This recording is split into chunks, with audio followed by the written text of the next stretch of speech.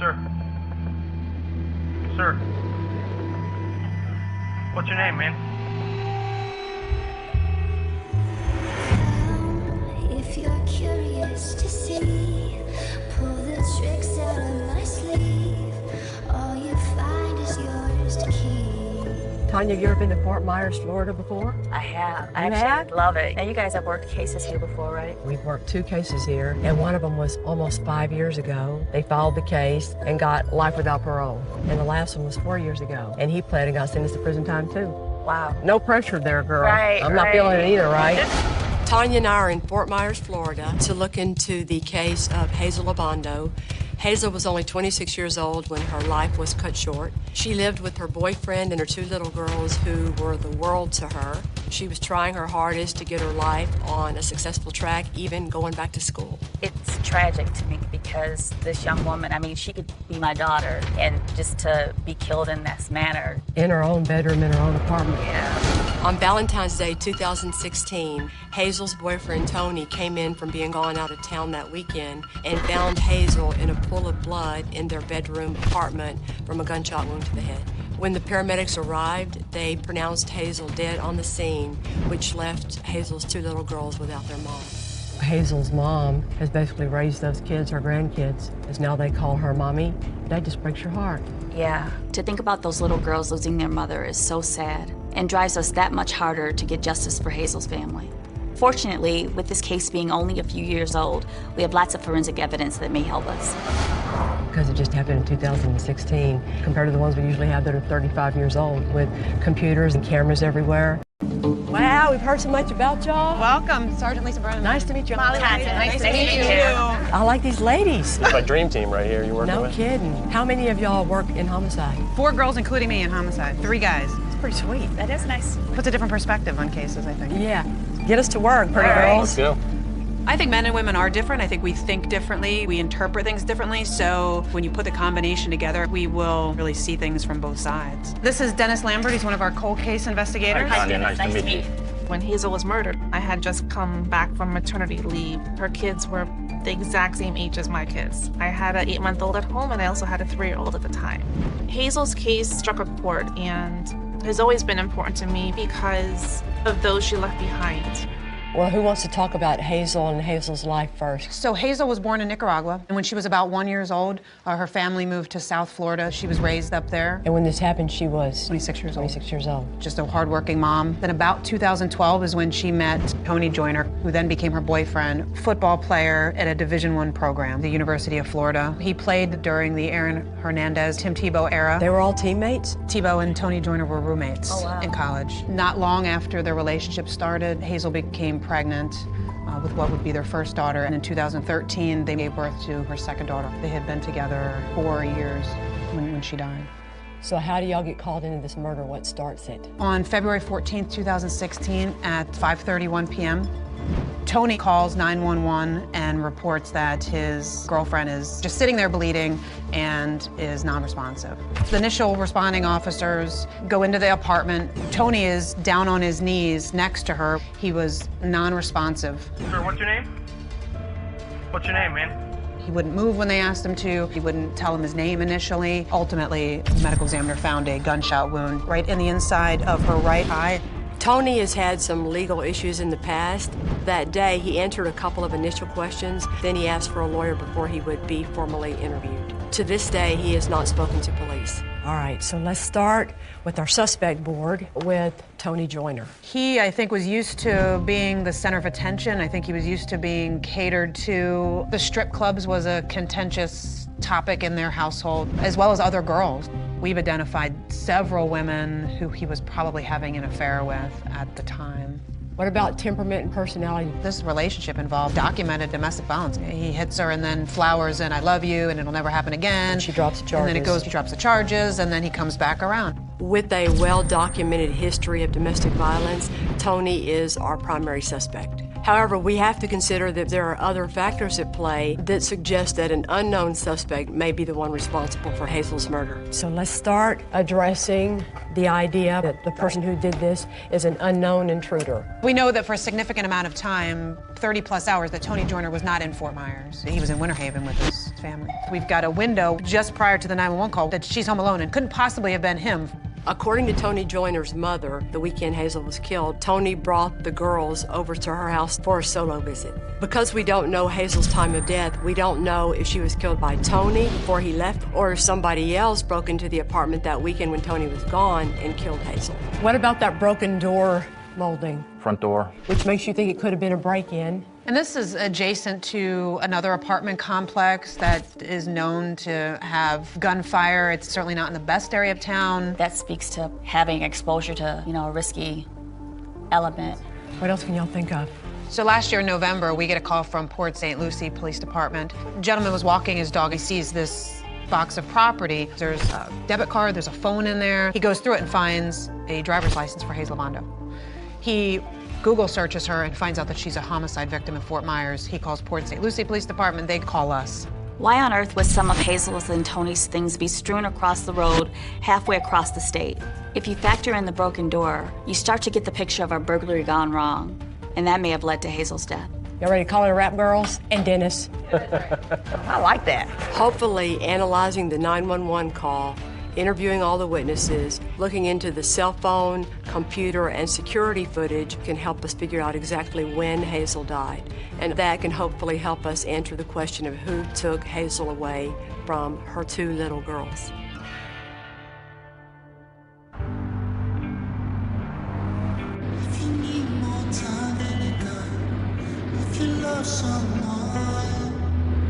Do you know if the girls remember their mom? They do. I pray that they don't remember the bad stuff. What's been your experience with cases with children? They repress it and it goes away. And it hurts us as law enforcement for the case, but for their own mental well-being, let it, Right. Hazel's mom, Isabel, is now the one taking care of Hazel's little girls with the help of Hazel's brother, Brian. Tony is pretty much no longer in the picture. Isabel only speaks Spanish, so we're going to be talking to her with the help of an interpreter. Todavía la sigo extrañando. I still miss my daughter. Consejo que podía tener de ella. I'm missing all the conversations that I used to have, her advice. Yo misma.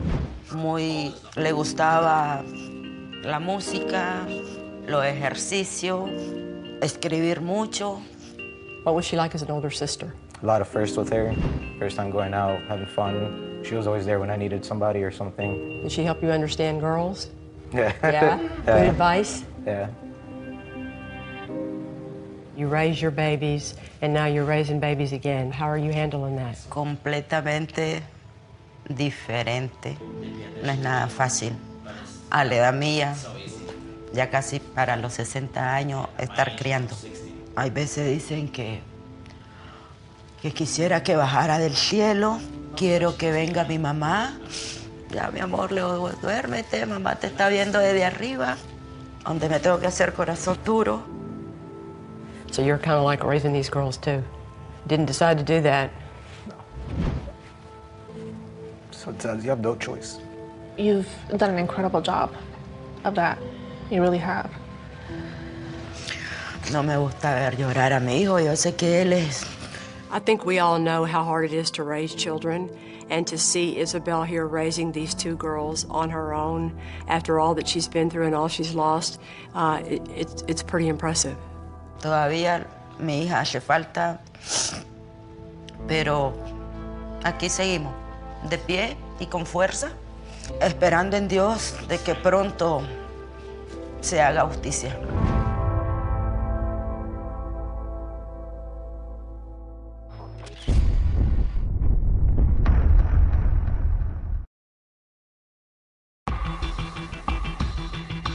Since we don't have a statement from Tony, the only thing we had with any type of information is the initial 911 call. We've learned our suspect, Tony Joyner, has had a history of physically abusing his girlfriend, Hazel Bondo, though it's still too early to know if he's the one that killed her. I think we could go ahead and play it and see what we think. We want to analyze the 911 call that Tony made after arriving home from his weekend away with the kids and finding Hazel's body. The question is, was he really unaware of what happened to her, or was he just trying to make it sound that way? Hello, I need an ambulance. I'm sorry. I need an ambulance. Something wrong with my girlfriend. Tell me exactly what happened. I'm not sure, sir. I just got home, sir, and I just went in and she got blood everywhere. I need an ambulance. You home now? No, sir. I'm downstairs. My phone was downstairs. My kids are in the car. I'm not sure, sir. I can go check. Hazel, baby. Baby? Awake at all? No, sir. She's not responding. Can you see her chest rise and fall? No, sir. I can barely see it here. I can barely see it. It's kind of dark. What's coming from? It's coming from her nose, sir. Get her flat on her back. Pump the chest hard and fast, at least twice per second. I want you to count out loud. She's not moving, sir. She's not moving. Do not stop. Do not stop.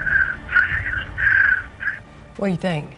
The thing that sticks out to me is the I'm sorry. Hello, I need an ambulance. I'm sorry. I need an ambulance. If he really just found his girlfriend bleeding, why is he sorry? And I was trying to count how many sirs there are in there. I'm not sure, sir. I just got home, sir. I've got 15 to 20 times he's saying sir. Being overly just polite. Seems odd in a traumatic situation to take the time to do that. He sees her bloody, but then he can barely see in there and has to turn the light on. Can you see her chest rise and fall? No, sir. I can barely see it here. I can barely see it. It's kind of dark. You would think you would turn the light on to see why Hazel's lying there, why she's non-responsive, before you would ever even call 911. Yeah. It's possible that these odd parts of Tony's call come from the fact that he had prior involvement with law enforcement. It could be because of his heightened emotional state, or it could all just be a big old act. Sorry, we need to go steal the apartment. Here, come sit down here with us.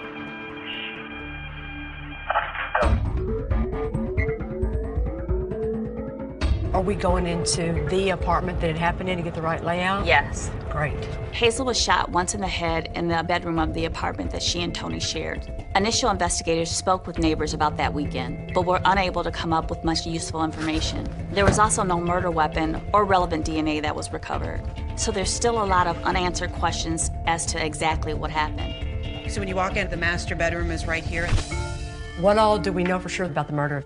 The activity happened right in this area. She would have been facing the doorway. And the shooter would have been in this general area, and we know that from the location of Hazel's body, the location of the bullet trajectory that goes like this, because it's going to go straight through the closet, through the clothing, straight through the back wall, and then exits the building. There was only one bullet fired in the bedroom. By aligning the holes discovered in the walls and the clothes, you can observe the path the bullet traveled after passing through Hazel's body. And when you compare that to Hazel's head wound, you can get a pretty close idea of where she and her killer were when she was shot. She's shot, I think she goes right down like a sack of potatoes, like this. Because remember, her clothes aren't covered with blood, but the mattress is. Yeah. The first scenario we want to explore is if an unknown intruder murdered Hazel. If it's a random person who surprises Hazel, coming to burglarize or steal, what are y'all thinking? Front door's right by the bedroom door. Right. The door to the apartment was broken, and although we don't know when and how it happened, it does suggest the possibility that a burglar forced their way inside when Hazel was alone that weekend. She's in the bedroom, and she would stand up to go look around at who's coming through the door. Right. We know from just the prior incidents with Tony, she's a fighter, she's not meek, I'll just stand there, take it. I would think if someone unexpected or someone starts to attack her, she says no, she's fighting back. Hazel was an assertive woman, so if a random intruder broke into the apartment, she might have confronted them, causing them to panic and shoot her. But we also need to consider that the confrontation might have been between Hazel and our other suspect, her boyfriend, Tony Joyner. She could walk in here, this is it, I'm done, I'm not having this anymore. In the morning, I'm packing the girls up and I'm out of here, boom. It could literally happen that quick. Yep. Casing's gonna eject out the right side of the gun, usually slightly rearward, which would make sense that the casing was found in the corner, located inside the box. The single-spent 9mm shell casing was an uncommon brand of ammunition called Talamo. Interestingly, a live round of the same brand was found in Tony's nightstand. It was beside a manual for a 9mm pistol that he bragged about getting on Facebook. That gun was never recovered by police, but it's seeming less and less likely that Hazel's murder was a burglary gone wrong. All right, let's go.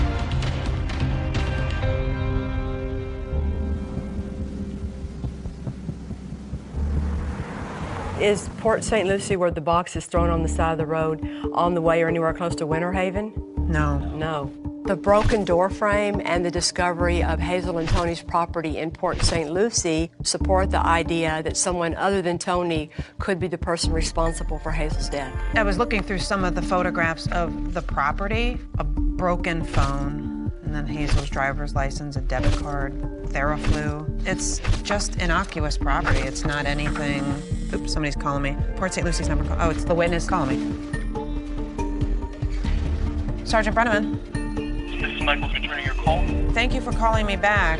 What I want to ask you about is some property that you located, some personal property. Yes, it's an area, it's called Source Avenue. I walk my dog there every day, multiple times a day. How far off the roadway was the property located? It was near the curbside, like someone just drove by, opened the door window, and just threw it out. Okay. The box of Hazel and Tony's belongings is odd. You have a blessed day. Thank you as well, sir. Okay, bye-bye. Tony didn't report anything missing from the apartment, and the things that were found in that box don't seem to be the kind of things that a burglar would have taken anyway. Is there a straight freeway through there from y'all to Port St. Lucie? No. Mm-hmm. Okay. So what does all this have to do with the death of a woman 100 miles away? It just feels like we're missing something.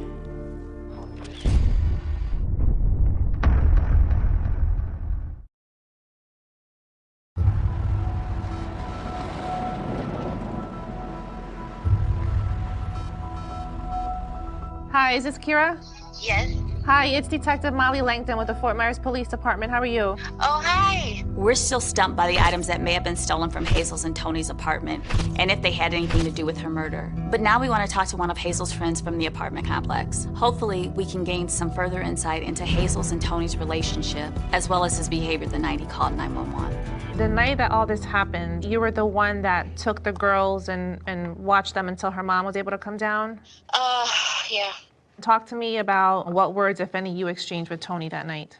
I got home, and there was a bunch of cops, and he was sitting in the front with the girls. I was like, yo, what's going on? Everything okay? And he just nodded no, but he didn't say absolutely anything to me. I was told that he said he took the girls to his parents' house. Had he ever taken the girls on his own on any type of trip or outing? No, there is no freaking way he can handle the two girls on a very long trip to his parents' house when he can't even stay with them while she goes to Walmart. Tony had just returned from an overnight trip to his mom's with the children when he supposedly discovered Hazel's body. So if it's unusual for him to go places alone with his daughters, it raises real questions as to why he went on this trip, especially on Valentine's Day weekend. A detective came in, and I was like, where is Hazel? And she was like, ma'am, you don't know she's deceased. It was really hard because her mom didn't know either. Her mom just happened to call me that day because she had not heard from Hazel. I had to tell her the bad news. Did Hazel ever confide to you about any physical abuse? Yes. She was just like, one time he got upset and he grabbed me by the neck and put me against the wall. She was like, if anything happens to me, it's gonna be him. He did something to me.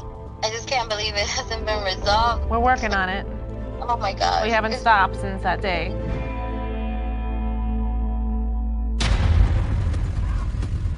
This is Officer Christian Reynolds. He's assigned to our patrol division. Hey, nice to meet you. Nice to meet you. Yes, hi, how are you? Nice to meet you. Tony Joyner has a well-documented history of domestic violence against Hazel, but those documents don't always tell the whole story. You worked the June 18th of 2013 domestic violence, is that right? Yes, ma'am. Okay, so we want to talk to Officer Reynolds, who was the first responder to one of those domestic violence incidents between Tony and Hazel that happened at a local shopping center. I believe Mr. Joyner was working at one of the stores in the mall. And all this is happening in the parking lot? Yes, ma'am. She knows his ex-girlfriend had called him, and then, of course, an argument ensued about it. She threw the phone down on the ground. This upset him. He reacted and lost control of himself and attacked Miss Obando. She looked pretty badly beaten up. Blood all over her face, arms, chest, nose. Usually when we respond to domestic violence, might just have a little bit of blood on the victim. But she had bled so much that, there's blood on the ground, blood on the car. Okay, and what is Joyner's explanation to you? Well, he basically stated he never attacked her. He only had charged at her, and then he lost his balance and fell into Miss Obando and into the vehicle. Tony's excuses sound ridiculous, and it's just terribly sad that Hazel was never able to find her way out of this abusive relationship. I did discuss with her that domestic violence progressively gets worse, and sometimes it comes to, homicide. You told her that? Yes, ma'am.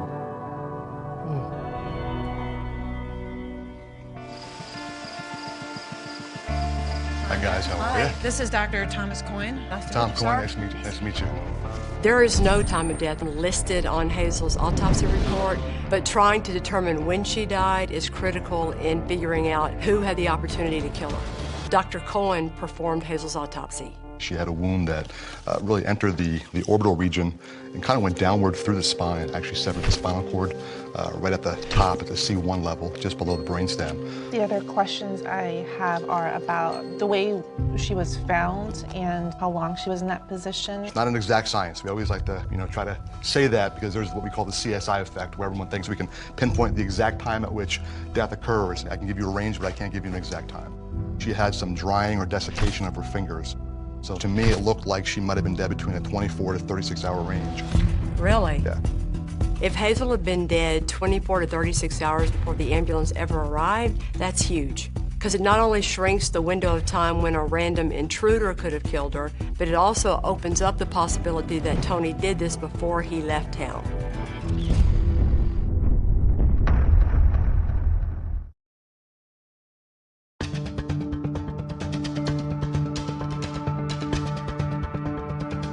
So Dennis went back through the photographs from the crime scene and compared them to the photographs from the property found in Port St. Lucie. After Hazel Obando was murdered, her ID and several of her belongings were found on the side of the road in Port St. Lucie, suggesting she may have been killed as the result of a botched burglary. Dennis has been reviewing the photos of all that evidence, and he has made a very important discovery.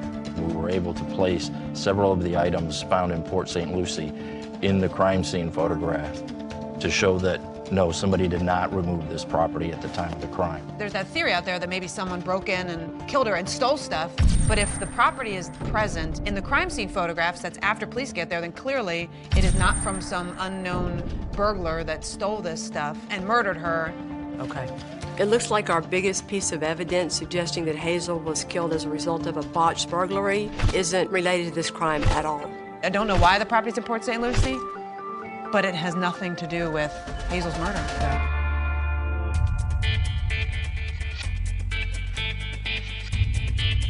What are y'all's thoughts as to the argument to be made that some unknown suspect is the person who shot Hazel? Well, there's no motive for anybody else. Okay. Typically with burglaries, you'll see drawers open, cabinets open, things overturned. There was no sign of that. There is no evidence that this was an unknown person that murdered Hazel. With no connection between the dumped property and Hazel's death, all we really have under unknown intruder is the broken door frame. And considering the fact that Tony showed violent behavior for years, it's possible that he broke the door in some incident completely unrelated to Hazel's murder. So is everybody ready to mark this part off the board once and for all? Yes. Yes. We can't explain the box of belongings in Port St. Lucie. Maybe Tony dumped it to throw off the police. Maybe it's just a box of trash. Unfortunately, we might not ever know how this box got there, but what we do know is we need to focus this investigation on Tony Joyner.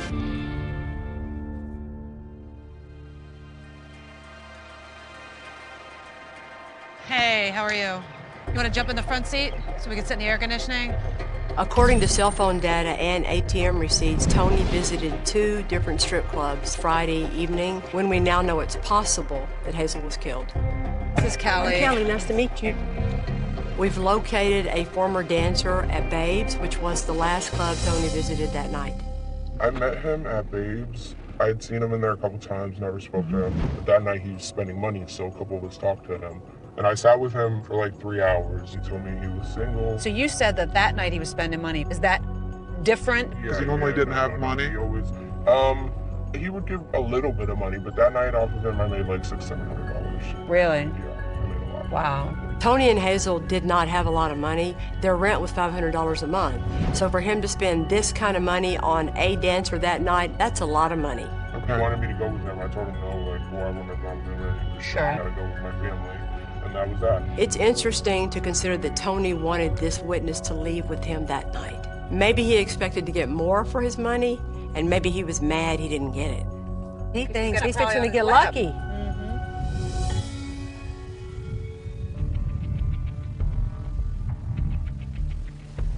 Eric Devlin used to be a prosecutor with me at the DA's office. He's a defense lawyer, but really, this is his thing now, analyzing stuff. He's a super geeky nerd who knows what he's doing. Morning. Doesn't he look like a nerd? Dignified, that's what I look like. The best part about the case only being a few years old is that we have cell phone records, ATM receipts, and security footage. I have your computers, your cell phones back. All of those things help show us Tony's digital footprint the whole weekend of Hazel's murder. I recovered an absolute gargantuan amount of stuff on the Tony Joyner, as well as Hazel Obondo's phone. The medical examiner determined Hazel was likely killed 24 to 36 hours before paramedics arrived. So if Tony's responsible, he must have killed her before leaving town on Saturday morning. So we're starting our analysis with Friday afternoon. That's when Tony had just gotten off of work and Hazel was home alone with their kids. At 5:31, she's already texting him, WTF. And then there's text messages where she's saying, man, why the aren't you answering your phone, and then call me. She's clearly upset that here she is home with the girls and Tony's not there. Right. 5:50, Tony's phone is actually hitting off the cell tower antenna in the area of Lookers, which is an adult gentleman's club. It looks like Hazel was desperately looking for Tony, and he was at the strip club avoiding her calls. 7:15, Tony's phone hitting off the tower that faces Babes. Tony moved over to Babes, which is another strip club. In the period of 25 minutes, she calls him 5 times and he doesn't answer her phone call. And he makes a series of 6 $100 withdrawals through the night at Babes. On her phone was the Suncoast banking app. She logs into her actual application. So we know for a fact that she is checking. She checked in, correct.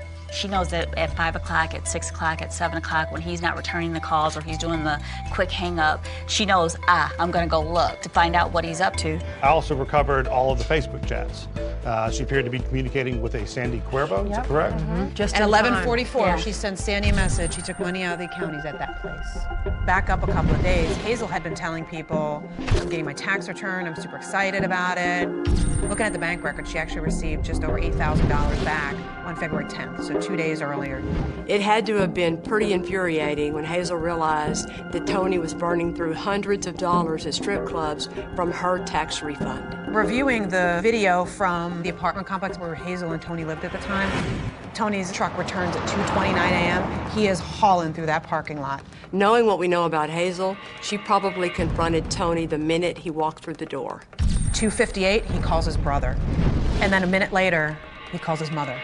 We don't know what Tony said to his brother and mother at 3 a.m. in back-to-back phone calls. But considering the timing of these calls, it seems logical that if Tony killed Hazel, he did it within the half hour between racing home and calling his relatives, which would be 38 hours before Hazel was discovered. Very close to the medical examiner's 24 to 36 hour window. So we have him leaving on the video surveillance at 10:23. Right. Tony's actions for the rest of the evening are unknown, but we do know the next morning he took his daughters north to Winter Haven to visit his mom. About the time he's getting on the road, they do have a 3-way conversation. Who are the 3? Tony, BJ, the brother, and the mother, that lasts about 2.5 hours. Back when they were interviewed, the mom and brother said this phone conversation was no big deal, but our data suggests otherwise. On 2/13/2016, he is taking what appears to be selfies of himself. During this 2.5-hour phone call, Tony was in tears and for some reason felt the need to text this strange selfie to his brother while they're still talking on the phone. I'm wondering if he's telling them what's happened. Or, dude, are you really okay? Are you really show me okay? you're okay. Yeah. Show me you're okay. Yeah. He's crying in that picture, not for Hazel. He's crying for himself in that picture.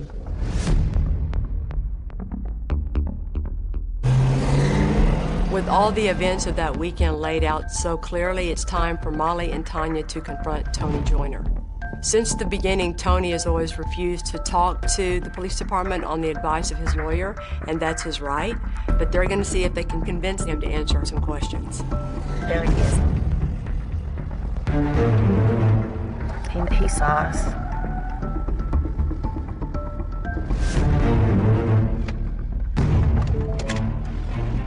Hi. Mr. Joyner, how are you?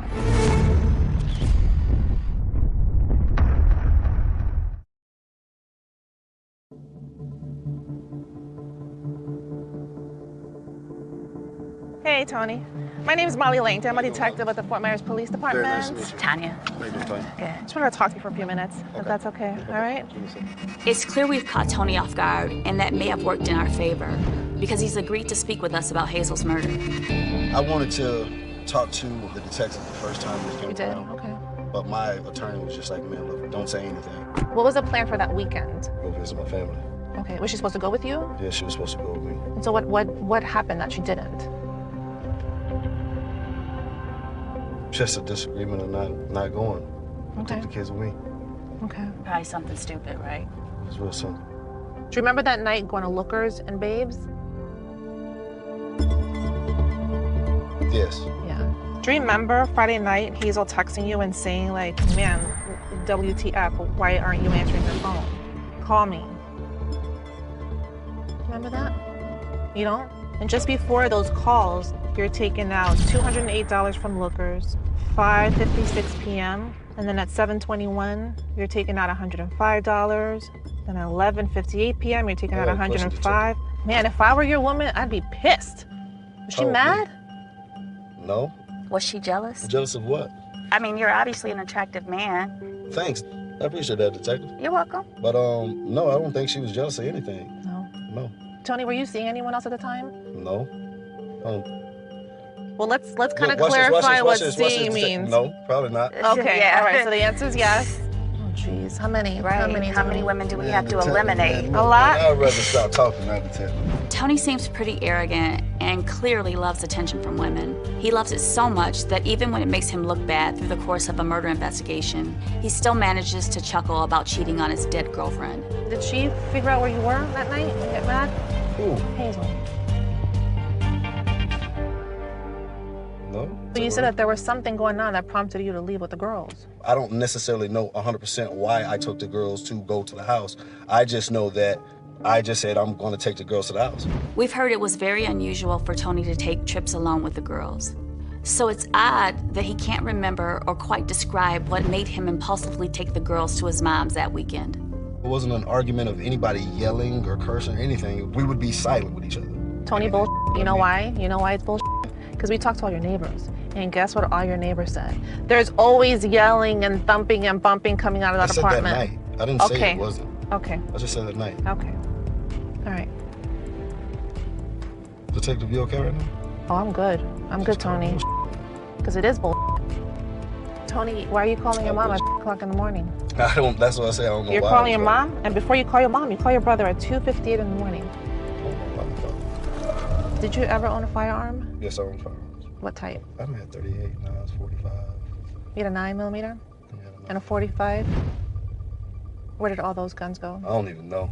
Really? What do you mean you don't know? Really? I don't You even don't have know. gun- I mean, I don't know where guns went. When you sell them, I mean, you sell them to somebody $200, You mean you $300 if sold you need. them? Yeah. Do you remember who those people were that you sold the guns to? I don't even know the dude's name. It's kind of important for me to know. I got you, but like I said, I Okay. don't even know their name like that. Tony doesn't get flustered easily.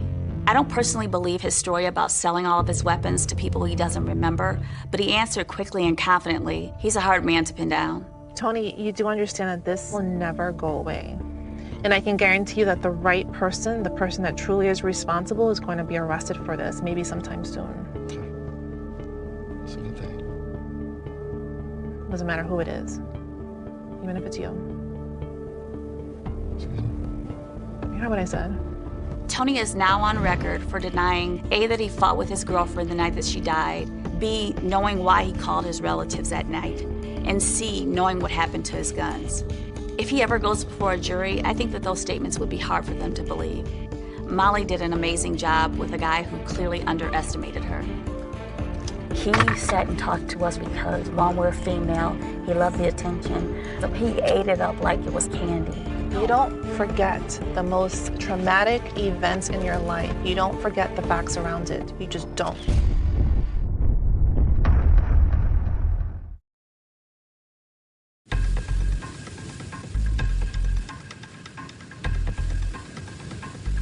Molly and Tonya have filled us in on the results of their interview with Tony, and now it's time for us to assess where we think we stand. What are y'all's favorite parts of the case that to you make a strong case against Tony? The domestic violence history between the two of them. She looked pretty badly beaten up. Blood all over her face, arms, chest, nose. What is it about the 911 call that you like? He's apologizing multiple times. I need an ambulance. I'm sorry. She's not moving. She's not moving. When you consider that before her death, Tony and Hazel were exchanging very heated text messages while he was spending her money at the strip club. That night off of him, I made like $600-700. Really? Culminating with Tony speeding home very close to the time that the medical examiner thinks is the window in which Hazel was killed. To me, it looked like she might have been dead between a 24 to 36-hour range. Really? Yeah. And how about the mere fact that Tony takes this trip to Winter Haven with the babies? There is no freaking way he can handle the two girls when he can't even stay with them while she goes to Walmart.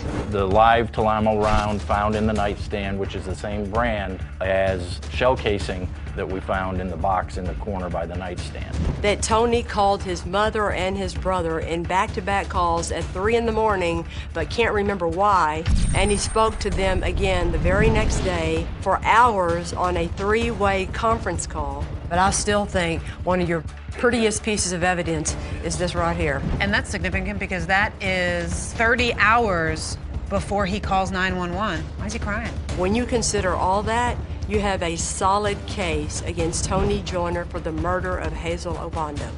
Your request of your prosecuting attorney, Sarah, is going to be what? To approve a warrant to arrest Tony Joyner for second-degree murder. Dennis? I agree. Molly? I agree. Tanya? Absolutely. Good luck, man. All right, thank you. Good luck, guys. And then it's time to face the truth. Naked judge and naked flesh. You excited to tell her mom and Brian? I'm nervous. Are you really? I am. You know, I never promised her because I'm very careful with that. But what I did promise her was that we were never going to stop working her daughter's case. The prosecuting attorney in Fort Myers is fantastic. Lisa and Molly ran down the entire case to her, and she is on board and fired up and ready to go. Hi. Hello. Welcome. ¿Cómo estás? Now we get to go tell Hazel's mom and brother all of this fantastic news, but it's still pretty bittersweet. It's been a long road, you know, over 3 years. We presented our case to the state attorney's office, and they have approved a warrant for the arrest of Tony Joyner for second-degree murder.